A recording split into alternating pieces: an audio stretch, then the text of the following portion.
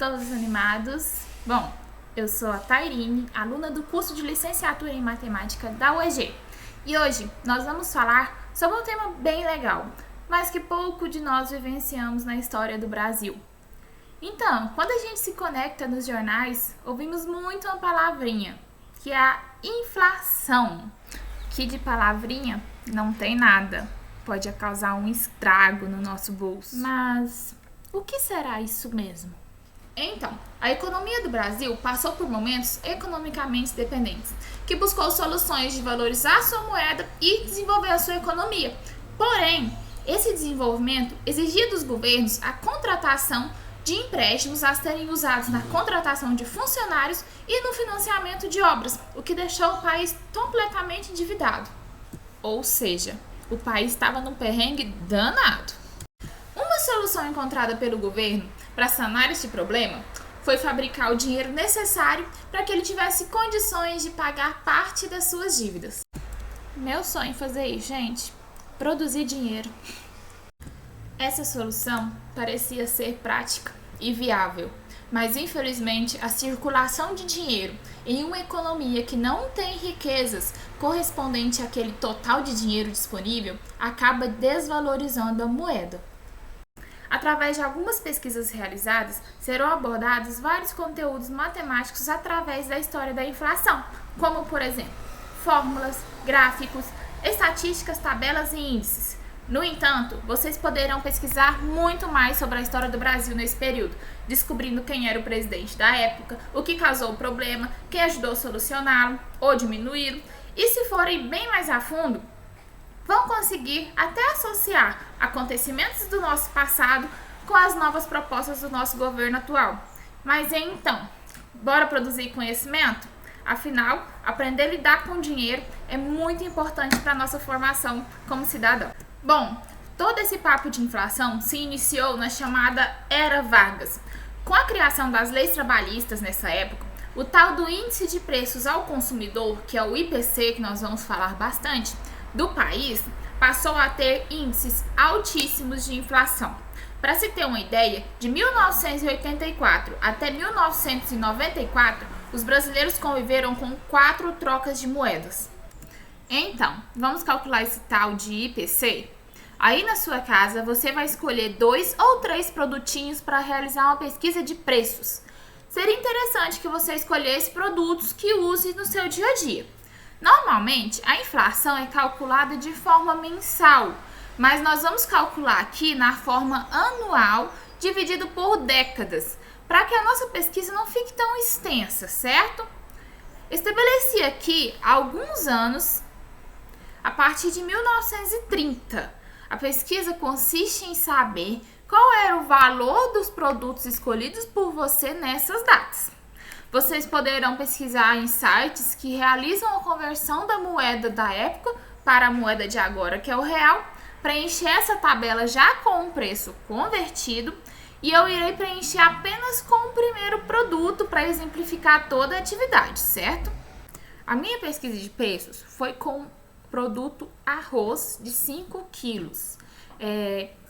Cheguei a obter resultados minúsculos quando transformei para o real e eu tentei adaptar um pouquinho, principalmente em 1930, 1940 e trazer um pouquinho para a nossa realidade, já que o real vale muito mais que o cruzeiro, né? Então é óbvio que o cruzeiro daria um pouquinho, um número bem baixo quando transformado por real. Agora nós vamos calcular a taxa de inflação do nosso produto. Bom, o site wiki ou .com/calcular inflação poderá te auxiliar no cálculo de inflação. Mas eu vou deixar aqui um exemplo manual para vocês com a fórmula e os demais resultados nós vamos gerar pelo GeoGebra, que é um software de matemática dinâmica que vai ser muito mais legal. Essa fórmula é bem simples. Trata da divisão, onde o numerador é expresso pelo IPCA atual, subtraído pelo IPCAH histórico. O denominador é expresso pelo IPCA atual. Após a divisão do numerador pelo denominador, deve-se multiplicar o resultado por 100 a fim de transformá-lo em porcentagem. Então, dessa maneira, nossa fórmula fica descrita assim. Por exemplo, utilizamos aqui o nosso IPCA do arroz, R$ 24,90, que é o preço atual, pelo IPCH histórico de R$ 3,20, que era o nosso valor do arroz em 1990. Aplicando a fórmula, subtraindo e dividindo, nós temos que o nosso índice de inflação é 87,14%. Então, esse é o GeoGebra, um software de matemática dinâmica que vocês poderão acessar através desse link, certo? E agora nós vamos construir um gráfico para que possamos visualizar melhor o crescimento ou o declínio da inflação do nosso produto, ok? O primeiro passo será clicar nessa segunda opção, esse azinho da tela, e ir na opção Raízes, a última, certo? Aqui na entrada, a gente vai digitar a nossa formulazinha que utilizamos agorinha, que é do IPCA e do IPCH. O nosso IPCA será o nosso X e o nosso IPCH será o nosso Y, certo? Então, é só digitar a nossa função, na verdade, a nossa fórmula agora é uma função, o f de x e y, que é igual ao IPCA menos o IPCH. Esse valor, ele é dividido pelo IPCA e multiplicado por 100, para que a gente tenha a nossa porcentagem, certo? Só dá um Enter e está salva a nossa fórmula. Podemos perceber que, se a gente inserir aqui um ponto, como coloquei, 9,98 no IPCA atual, no caso atual, que é o IPCA de 2010, para 2,20, que é o IPCH de 1990, a gente vai ter uma inflação aí de 67,94%, certo? Se você continuar inserindo os pontos de IPCA e IPCH no lugar de X e Y, você conseguirá calcular todos automaticamente pelo GeoGebra sem precisar utilizar a fórmula manual. Agora, com o botão direito do mouse, vamos clicar no meio da tela do plano cartesiano e escolher a opção eixo X e eixo Y e colocar a nossa escala 1/10, que é a escala que a gente quer, né? Que é de década.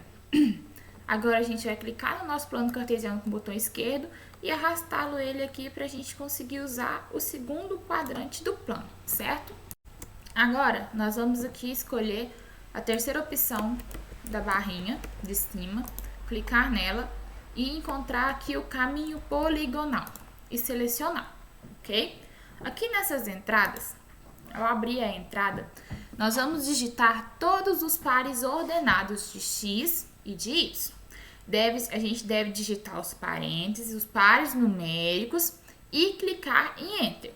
Lembrando que X é um sequencial numérico natural e o Y vai ser o resultado da pesquisa de IPC que a gente já fez, ok? Por exemplo, vamos lá. Nossa primeira coordenada. O X, como é a primeira, nosso vai ser 1. E o Y vai ser o nosso primeiro IPC, que vai ser o de 1930, que no caso 1,45 do arroz, ok? Damos um Enter e já temos o nosso primeiro ponto. E assim por diante nós vamos fazer os outros pontos.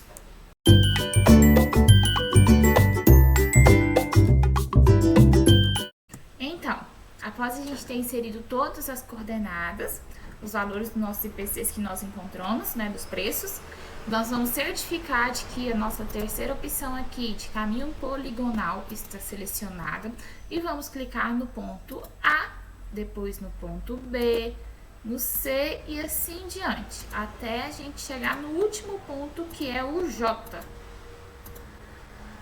Quando a gente chegar no J, nós vamos clicar novamente no ponto A para fixar a curva poligonal, certo? Bom, no canto superior esquerdo, aqui no nosso penúltimo comando, vamos clicar e selecionar que texto. A gente vai clicar em qualquer lugar da tela, aqui no plano cartesiano, e escrever o nome do nosso gráfico, o produto que a gente calculou o IPC. No meu caso, foi o IPC do arroz, certo? Vou colocar em negrito para ficar mais bonitinho e dar um OK. Você pode arrastar para qualquer lugar que você quiser. Vou deixar aqui no cantinho. E temos o IPC do arroz, ok? Aqui no canto superior direito, nesses 3 pontinhos, nós temos a opção gravar. Onde a gente vai poder estar logando em alguma conta do Google, do Facebook, para poder salvar os nossos gráficos, certo?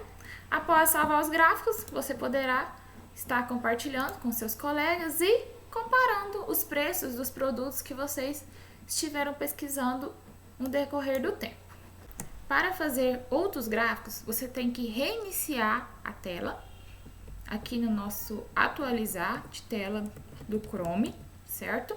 E gerar um novo gráfico com novas coordenadas, novo nome e possivelmente uma nova curva poligonal.